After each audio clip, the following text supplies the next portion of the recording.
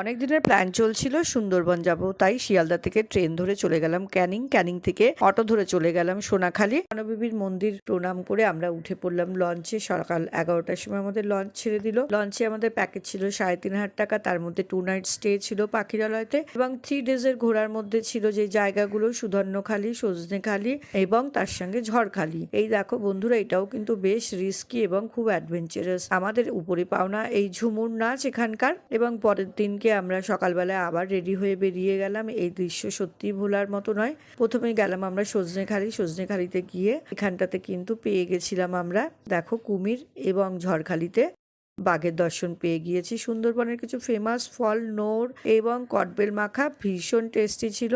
আর সুন্দরবনের মধুর কথা তো আর কিছু বলারই নেই। দেখো, সকলের কাছেই তোমরা এরকম মধু পেয়ে যাবে। প্রতিদিন কিন্তু দুপুরবেলায় লঞ্চে আমাদেরকে 2 রকম মাছের সঙ্গে দুপুরের খাবার দেওয়া হতো এবং রাত্রিবেলায় চিকেন এবং মাটন দেওয়া